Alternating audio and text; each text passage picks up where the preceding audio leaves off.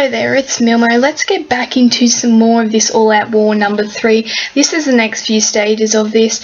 The first 4 stages we had the zombies, and it looks like this is going to be the first stage of people. So stage 5 will be the first one where we encounter some people. Now I'm actually really want to get through this fairly quickly, just purely because I want to move on to Fear the Gear and get myself some of those elite gear and so forth. So we're just going to move on, and this is one of my newer combinations of teams. I don't think I've actually used it before on the channel, so I will explain a bit more. But at the moment I'm just loading up my battle items here in the inventory of that. Got the tier and nerf gas files, the grindstones, and also the smell and salt. So these guys here are actually led by Morgan, who does the plus 30% damage to all melees and also the large boost AP. Now the reason why he is leader, and the reason why he is so valuable to this team as a leader, is that Shiva, Molly, Chuck and Jesus all have very fast recharge rates at the 45 AP there.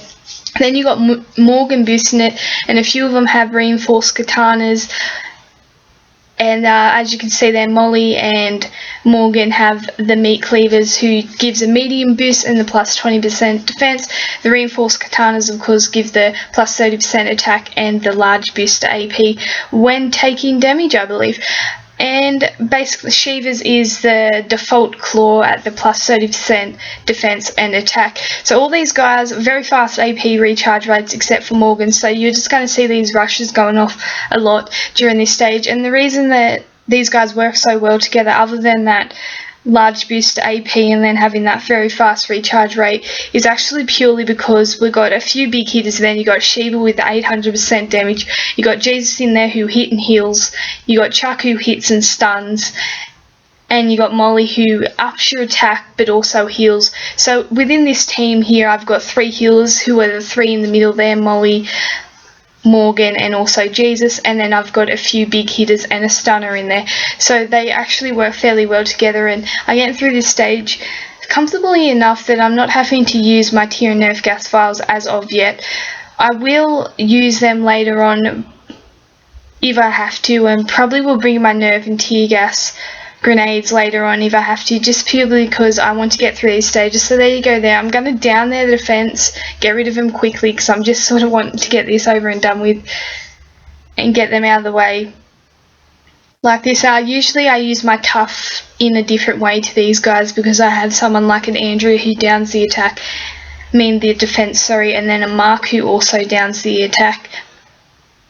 Yes, Mark downs the attack and Andrea downs the defense, so I usually use them in combination and don't have to use as many vials. With these guys I don't have that luxury, but I do have the advantage of them having very fast APs and that large boost to that recharge rate. So that is the difference between the two teams. It also, one is ranged and all blues, and this one is a mixture of yellows and greens. I do have a fairly good killer green team as well. It has Abraham and Ezekiel or Joshua at times in it, depending what I'm going for, whether I want that attack bonus or that big hitting bonus. So I'm getting pretty good with these melee teams. Before I was really dominant on my blues. Now I'm going towards the other way and starting to use these guys a bit more. So once again here I'm just going down the attack and then use these big hitting skills to get rid of them quickly. There's Shiva, 2-3 damage. She is basically a green version of the Andrea, so a lot of people love the 5-star Andreas. I actually have one of her and she's brilliant. Shiva is basically just a green version of her and a tiger, like how awesome. And you know, with the amount of fasts within this game and the amount of teams that have multi-hitting fasts, it's great to have that big hitting green in there. So she has done really well in regards to raiding and also these stages, in particular raiding when I have the big multi-hitters like the Jesuses and the Bess, and the list just goes on and on with the fast multi-hitters. She does, you know, she gets very quick to go off with Morgan there, and then she basically kills that hit. And she's also great for the healers, because we have a lot of fast healers predominantly, which is, you got the Mollys, you got the Tyreses.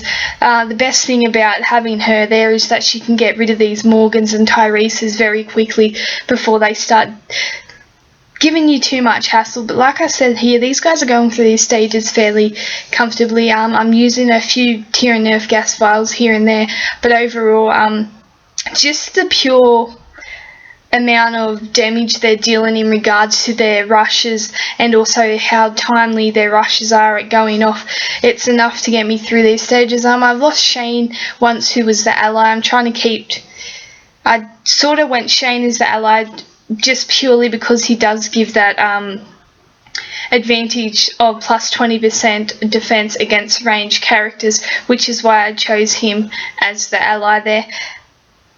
So we're doing fairly well. Like I said, I'm just going to keep hitting these outside ones. I'm not going to hit the outside one that only has the one character in it, because that's just a waste of a vial. I'm only going to hit the one with the 2 characters in it in the line, and then just get rid of these guys by using my rushes and so forth. I'm absolutely in love with this Jesus, the All Out War Jesus. He's absolutely amazing. That hit and heal is... it brings a new aspect to your team and the game in general, especially for raiding in these stages. It just makes things a lot easier, and it makes your dependency on replenishes and deluxe replenishes and entire replenishes, it makes it very much lower, and you don't really have to keep looking that way for those sorts of things because you got him in there. And then, you just combine it with the things like Molly and Morgan, who are also healers, and it just makes it for a very solid team. If one of them ain't going off, as you can see, there's 2 more rushes waiting there with Morgan and Molly, and these guys don't really need a heal except for Shane there. He probably needs a bit of a heal. So we'll probably heal him up a bit and then get a bit of extra bonus attack.